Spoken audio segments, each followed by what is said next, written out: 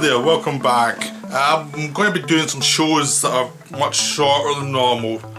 We're in the coronavirus period. I don't think people are going to be wanting to watch epic lists or anything just now. Maybe I might do that in a few weeks, depending how it goes, but the next week or two I'm just going to do short videos about films that you may or may not want to see, and just as a kind of thing to see, these are good, you may want to watch these.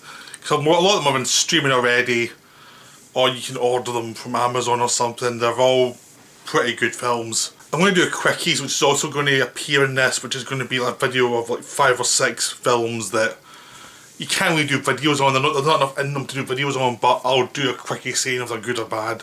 But most of the films I'm going to cover are worth a video, so I'm going to do a video on them. I'm just not going to like do the expansive like 20-25 minute thing on them. I'm going to do like 10 minutes on them.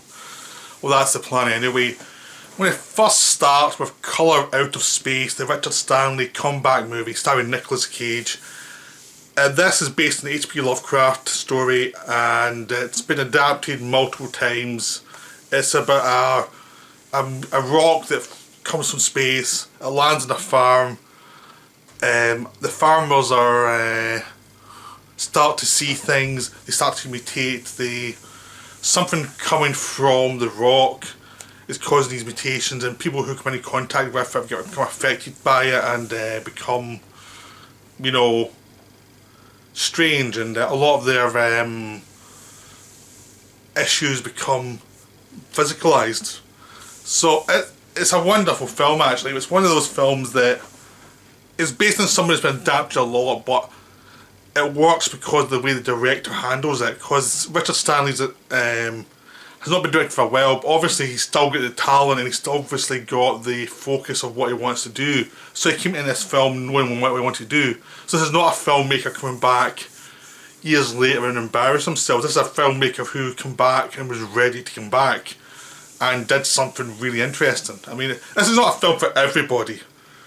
Straight up, it's a horror film, but it's not a slasher film. There's not tons of like killings or anything. This is it's about body horror, it's about mutation, about what's going inside your head. It's about the horrors of what you can't see, about the anxiety of things that are against your food, things that are going through the air, things that are causing you distress or causing madness. It's a perfect film for this time, obviously the coronavirus, where everyone's like paranoid about being coughed on or being treated with people they don't know, and this is a perfect film for this. Plus it's a slow build film. This is a film that slowly develops over time. It's much more like The Shining than most modern films. It's got that kind of slow build of people stuck in a house together, slowly going mad.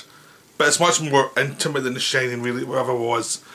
You've got Nicolas Cage in the lead, and he's the most eccentric person there as an actor. But he's playing a guy who's trying to have a lid on all his eccentricities. He's trying to tone everything down, trying to be a good father. But obviously he's a bit eccentric, and he's trying to be a good father is making him, you know, it's not making him happy. And he's got a wife who's obviously the person who brings in the money. She's an analyst, and she's the smart one. So he's like the person who's dealing with the kids. And it's a nice dynamic actually, because they obviously love each other, but it's an unusual dynamic. They've come back to his family farm, and he's an artist, and he's not been successful. They're going back to the farm, which he doesn't want to come back to, but it's actually quite good to bring the kids back there, and that's the idea, and they're going to make a go of it. And then the rock arrives and the mutations begin, and people start to become different and weird. It's not like it's turn weird. It's not like someone turns evil or something. Everybody just becomes obsessive and weird and odd, and obviously someone like Nicolas Cage can go into that pretty quickly. But all the actors do it at different levels of obsession. So it's not. So each one, it depends on the level of psychological problems the character has. So, and all the acting is really good in this film. Everyone knows what they're doing. Everyone is playing at the proper level. The character who's coming in from the outside, seeing it happen to the family, is is a black actor, the character's black. And now, I bring that up because Lovecraft was a notorious racist, so obviously this is a corrective that Richard Stanley's making to the story, bringing in a black character who's the person seeing the white guys go mad. Now that could have been overplayed, but it's not. It's just that's his race, and that's it. That's all it is. He's a nice performance for the guy. He's very calm, very focused and trying to get to the bottom of this, and he talks to other people. He's got a thing with a daughter that's never goes anywhere, but there's an attraction obviously, and he talks to different people and he sees there's something in the water, something creating these problems. And then the first half's all about the idea of all these lights and this kind of, it's this purplish light that represents a colour that's alien. Because I mean, in the story, it's a colour that's never been seen before that causes the problem. So you can't do that in a film because there's nothing in the colour scale that actually can do that.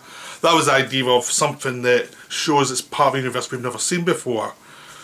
And it's a set of rules that we're not dealing with before. So they can't do it in a film, but to use this purplish light and the idea of it being inside them, really, it creates this internal, it creates this like ethereal Lovecraftian weirdness, but also is something that's inside them and they can't escape. As soon as they've been affected, they're goners. And it's just them slowly realising they're goners and having the infection basically come through them and create like the psychosis as the animals start to mutate, very much like the Thing. There's lots of practical effects in this film. The people start to show signs of mutation. Psychologically they start to disassociate and do strange things. There's some really interesting creature work later on as things get really mad. But the whole thing about this is a very satisfying film. It feels like it's been worked out. The director knows what he's doing. There are effects in the film, but the effects have character base to them, so they all mean something to what the characters were built up to do earlier on. So it's not just throwing effects at you, it feels like it was part of the story. So you're always, so everything that's happened to horror is always tied to something that's been set up before. But even if it's not been hammered home, it's been something you can infer from the interactions before. So everything does have a meaning. And the atmosphere is wonderful to watch, the slow build up, the careful build up. It's not boring or anything, it's a slow build up of things happening, but the atmosphere is always there, suggesting something's getting worse. Like it's always going to get worse and worse. And it's a really fun horror film. It's really effective and I loved watching it. I saw it in 4K. 4K is beautiful. 4K. There's no HDR on it, but it doesn't matter because the 4K imagery is wonderful. So I would definitely recommend, if you're going to get it, try and get the 4K version because it looks gorgeous.